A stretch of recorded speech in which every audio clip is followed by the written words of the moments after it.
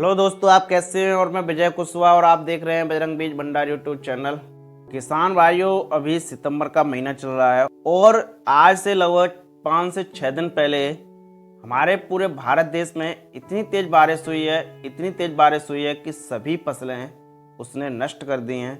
जैसे कि हमारे यहाँ पर मिर्च की फसल लगी हुई थी, तो मिर्च की फसल काफ़ी क्षेत्र में नष्ट हो चुकी है, काफ़ी परसेंटेज नष्ट हो चुकी है।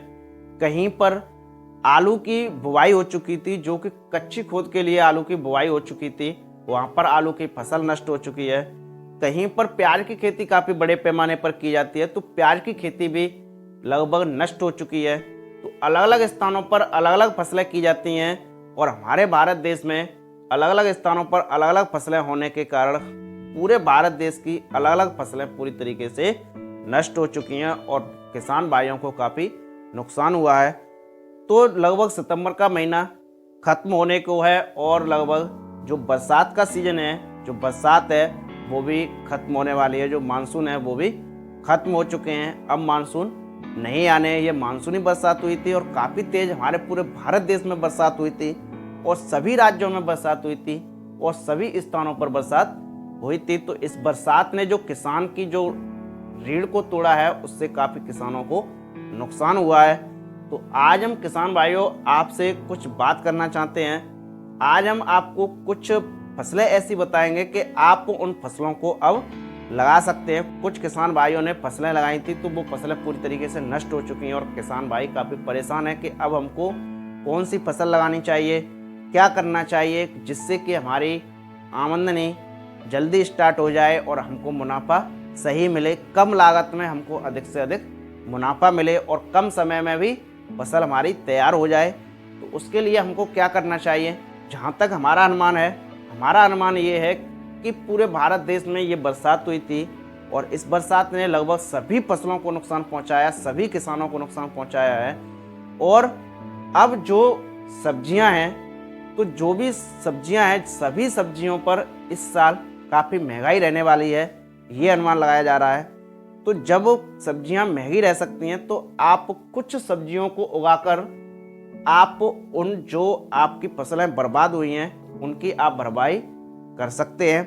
तो हम आपको कुछ फसलें बताएंगे जो कि आप उन फसलों को लगा सकते हैं। जैसे कि आप मूली की फसल लगा सकते हैं। मूली की फसल में ज़्यादा लागत नहीं आती है और कम समय में तैयार हो जाती है। मूली की फसल के लिए लगभग 10 से 30 डिग्री सेंटीग्रेड के बीच के तापमान की आवश्यकता पड़ती है और अक्टूबर के महीने में लगभग यही तापमान रहता है, 25 डिग्री सेंटीग्रेड के आसपास रहता है। तो अक्टूबर के महीने में मूली की खेती काफ़ी अच्छी तरीके से यदि आप करते हैं तो लगभग आपकी जो हार्वेस्टिंग है वो लगभग 1.5 से 2 महीने में स्टार्ट हो जाएगी। तो आप मूली की फसल भी कर सकते हैं। दूसरी फसल आप गाजर की फसल को लगा सकते हैं। गाजर की फसल, जो कि ये फसल भी लगभग 70 से 80 दिनों में तैयार हो जाती है और बुआई के लगभग 70 से 80 दिनों बाद इसकी हार्वेस्टिंग स्टार्ट हो जाती है और इसके लिए भी ये अनुकूल मौसम हो चुका है। तो आप गाजर की फसल को भी लगा सकते हैं, उसमें भी लागत कम और मुनाफा ज़्यादा हो सकता है। इसके बाद आप मटर की फसल को भी लगा सकते हैं, मटर की फसल। उसके बाद आप तीसरी फसल को लगा सकते हैं। तीसरी फसल जो है वो है मटर। तो आप मटर की खेती भी कर सकते हैं और मटर की खेती जो कि कम पानी चाहने वाली ये फसल है और इसकी बुआई करने के लगभग 70 से 75 दिन बाद इसकी हार्वेस्टिंग स्टार्ट हो जाती है। तो आप मटर की खेती भी कर सकते हैं और मटर की खेती यदि आप कर रहे हैं तो मटर की खेती में भी लागत कम और मुनाफा अधिक मिल सकता है। इसके बाद एक चौथी जो फसल है, चौथी फसल आप चुकंदर की खेती कर सकते हैं। चुकंदर की खेती में लागत कम और मुनाफा ज़्यादा मिलता है, तो आप चुकंदर की खेती भी इस समय कर सकते हैं और चुकंदर की भी पैदावार काफ़ी अच्छी निकलती है।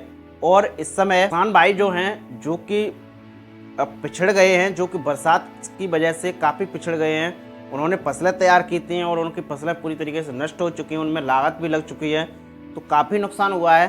तो ये हमने जो आपको 4 फसलें बताई हैं, जो कि मूली, गाजर, मटर और चुकंदर, ये फसलें ऐसी हैं कि इनको यदि आप लगाते हैं तो इनकी लागत कम आती है और यदि इनकी रेटें आपको मार्केट में सही मिल जाती हैं तो इनका जो मुनाफा है वो काफ़ी चला जाता है। तो आप इनकी खेती कर सकते हैं। इन्हीं के साथ साथ आप पत्ता गोभी की खेती भी कर सकते हैं।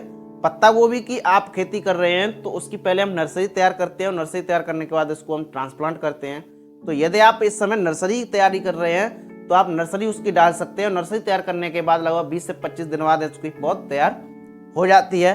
और जब आप इसको ट्रांसप्लांट करते हैं, ट्रांसप्लांट करने के बाद लगभग आपकी 60 से 65 दिन में पत्ता गोभी की फसल की हार्वेस्टिंग स्टार्ट हो जाती है।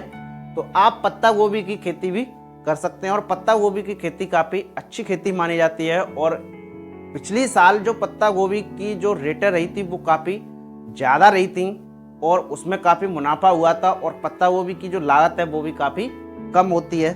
तो आप इन 5 फसलों को अक्टूबर के महीने में लगा सकते हैं और इनको लगाकर आप काफ़ी मुनाफा कमा सकते हैं और इनकी जो लागत है वो काफ़ी कम है।